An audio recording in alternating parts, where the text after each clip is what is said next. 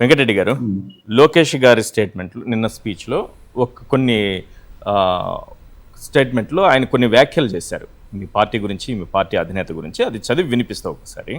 గొడ్డలి పార్టీ అంటే సైకోకు కోపం వచ్చిందట. మాది గూగుల్, మీది గొడ్డలి. మాది ఫైటర్ జెట్స్, మీది ఫ్యాక్షన్. మాది కియా, మీది కిడ్నాప్. బాబాయిని చంపింది గొడ్డలితో కాదా?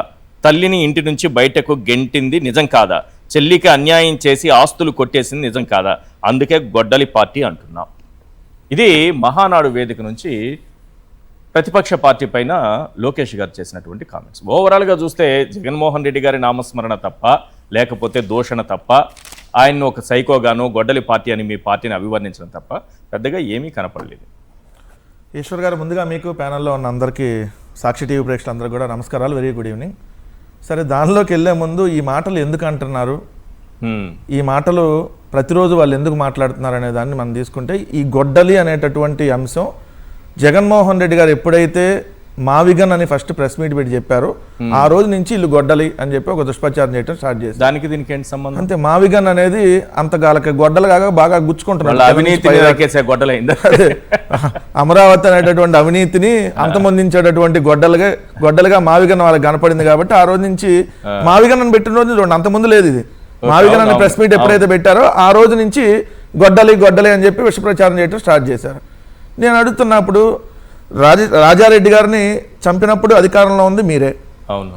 వైఎస్ వివేకానంద రెడ్డి గారిని చంపినప్పుడు అధికారంలో ఉంది చంద్రబాబు నాయుడు గారే. మరి ఆ గొడ్డలేదో తేల్చాల్సింది కూడా మీరేగా. నిజంగా రాజారెడ్డి గారిని చంపినప్పుడు మరి చంద్రబాబు నాయుడు గారు ముఖ్యమంత్రిగా ఉండి ఆ గొడ్డలు ఎవరిదో తేల్చి ఆ పార్థసారథి రెడ్డి అనేవాడికి ఆశ్రయం ఇచ్చకుండా అతను మరి శిక్ష పడేటట్టు చేసి ఉంటే అప్పుడు అది నారా గొడ్డలి పోటు కాదు, అది వేరే గొడ్డలి పోటు అని తెలిసేది కదా. మరి వివేకానంద రెడ్డి గారి హత్య జరిపినప్పుడు మరి ప్రాథమిక ఆధారాలు మీ హయాంలోనే కదా జరిగిపోయినాయి. మరి మీరే కదా అక్కడ అందరూ మీకు సంబంధించినటువంటి వాళ్ళే కదా అధికారులు, మీరే సిట్టేశారు కదా. రెండు, అదే చంపినటువంటి అతను వివేకానంద రెడ్డి గారిని గొడ్డలతో నరికి చంపిన దస్తగిరికి లాయర్, నీ పర్సనల్ లాయర్ సిద్ధార్థ లోద్రా కదా. మరి రోజుకు ఒక అపిరెన్స్కి 11 లక్షలు తీసుకుంటాడు, ఒకరోజు అట్ట వచ్చి అటెండ్ అయితే. మరి ఎట్లా ఎవరిస్తున్నారు ఇది? సునీతకి అతనే లాయర్, ఏదైతే నీకు అతనే లాయర్, ఏదైతే నరికి చంపిన దస్తగిరికి అతనే లాయర్. మరి ఇది నారా గొడ్డలు పోటా లేదంటే ఇంకేదన్నా గొడ్డలా?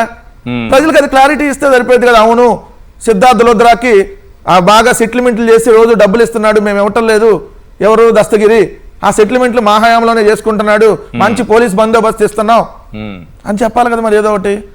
రెండు, ఇది ఎందుకు ఇలా మాట్లాడుతూ ఉన్నారు ఇదంటే, అది సై అనేటటువంటి సినిమాలో విలన్ ఉంటుంది, విలన్ చెప్తా ఉంటాడు ఎట్లా పడుకొని, అది భిక్షు యాదవ్ ఏదో ఉంటుంది, అది ఎట్లా పడుకొని నిద్ర లేదు, సుఖం లేదు, దెబ్బ మీద దెబ్బ అని మాట్లాడతాడు. దాని తర్వాత ఇంకో డైలాగ్ ఉంటుందిలే. సో ఇట్లా 2 సంవత్సరాలుగా నిద్ర లేదు. ఎందుకు? ప్రజలు ఓట్లతో గెలిస్తే నిద్ర పట్టేది.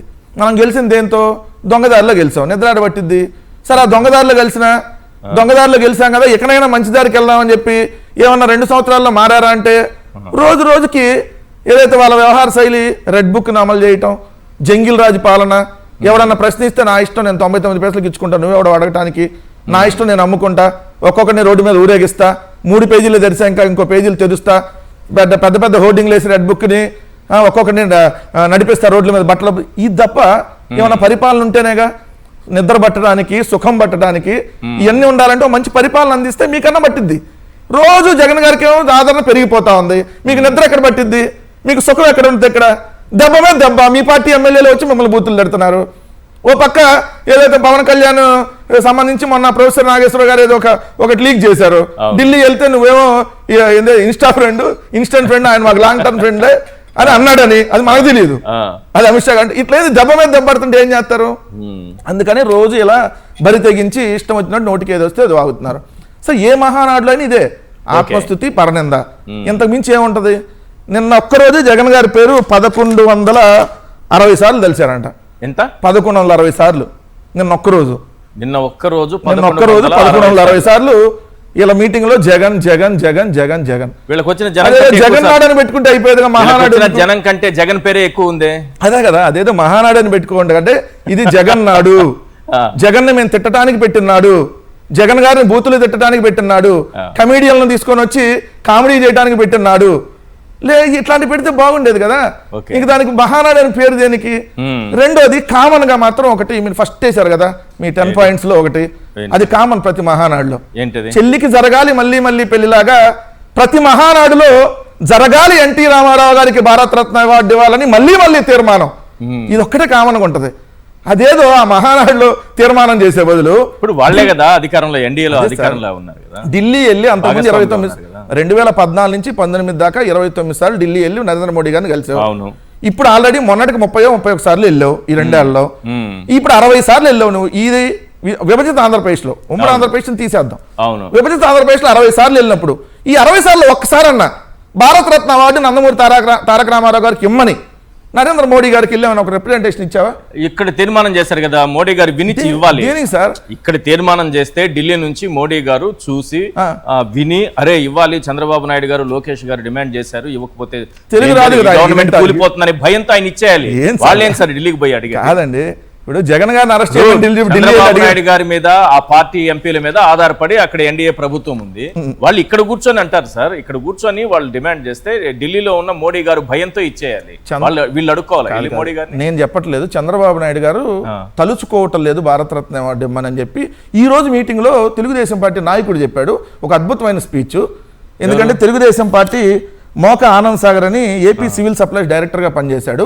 అయ్యా చంద్రబాబు నాయుడు గారు మీరు తలుచుకుంటే భారతరత్న అవార్డు వచ్చింది, అది భువనమ్మ గారికి ఇప్పిద్దాం, లక్ష్మీపార్త్ గారికి కాదు భువనమ్మ గారికి ఇప్పిద్దాం, మీరు తలుచుకోండి. అది మీరు ఒకసారి అద్భుతంగా ఒక్క నిమిషం అనాసి. మా అభిమాన సంఘాల తరపున మేము భువనమ్మ గారి తరపున మిమ్మల్ని ఒక కోరిక కోరుతున్నాం. మీరు తలుచుకుంటే ఎన్టీఆర్ కి భారతరత్న వచ్చి తీరుతుంది. తప్పకుండా భువనమ్మ గారికి ఆ కానుక మీరు ఇచ్చి తీరాలని మిమ్మల్ని వేడుకుంటూ.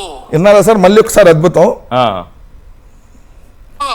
అభిమాన సంఘాల తరపున మేము భువనమ్మ గారి తరపున మిమ్మల్ని ఒక కోరిక కోరుతున్నాం.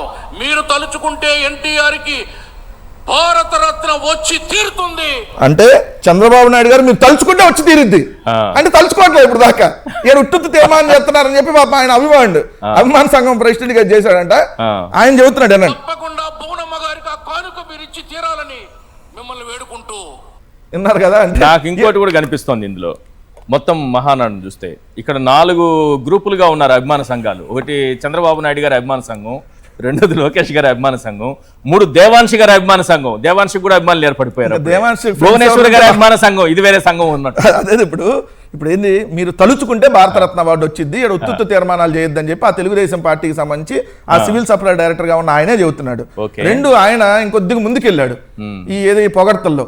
అయ్యా మీ పుట్టినరోజు 420, ఆ రోజు చంద్రనాడు అని గాని, లేదంటే యువనాడు అని గాని, లేదంటే మేధో మదనం గాని పేరు పెట్టి 420 ఆయన అన్నారా? అంటే 420 అంటే ఏప్రిల్ 4, 2020. అదే సార్ ఏప్రిల్ 4 ఏప్రిల్ 4వ నెల 20వ తారీఖు 4వ నెల 20వ తారీఖు కాబట్టి ఆ 4/20 420 అని షార్ట్ కట్ లో అంటాం. మీరు అంటున్నారా? 420 రోజున అదే సార్. మీరు ఎందుకు సార్ దాన్ని 420 రోజున చెప్పకపోతే ఏప్రిల్ 20వ తారీఖు అని చెప్పొచ్చు కదా. చంద్రనాడో శివనాడో మేధో మదనం అని పెట్టి ఇంకా మహానాడు కంటే ఇంకా బ్రహ్మాండంగా చేయాలని చెప్పి ఆయన చెబుతూ దేవాంశును ఎన్టీఆర్ తో పోల్చాడు. ఒక కళ్ళజోడు తీసేస్తే దేవాంశ్ అచ్చం ఎన్టీఆర్ లాగా ఉంటారంట. అవును. ఓరి మీ దుంపల్లాగా దానికి ఎందుకు మీరు వెళ్ళి ఇంటికాడ వెళ్ళి ఆ పిల్లాడికి ఏదన్నా కాళ్ళు గడుగో ఏదన్నా చేసుకోవచ్చు. ఈ మీటింగ్లు ఎందుకు, ఈ లైవ్లు ఎందుకు, ఈ కథ ఎందుకు? అసలు ఇప్పుడు కూడా చూడండి సార్, దేవాంశ్ చంద్రబాబు నాయుడు మనవడని చెప్పట్లా, రామారావు గారి పోలికలతో పుట్టాడు అంటున్నారు. ఈయనేమో చంద్రబాబు ఏమో వాళ్ళ నాన్న ఖర్జూరపు నాయుడు అని అసలు చెప్పడు. ఈ లోకేష్ ఏమో మా తాత ఖర్జూరపు నాయుడు అని అసలు చెప్పడు. దేవాంశ్ కూడా లేదు ఆఖరికి. దేవాంశ్ ఆ పిల్లాడికి ఏం తెలిసిద్ది? తెలియదు అనుకోండి. పిల్లాడిని కూడా ఇక్కడ లాగేసి నారా నందమూరి 2 అంశాలతో పుట్టాడంట. పుట్టి ఇప్పుడు అతను కూడా భవిష్యత్తు నాయకుడు ఇక్కడ అని చెప్పి ఇప్పుడే ప్రాజెక్ట్ చేసేటటువంటి కార్యక్రమం.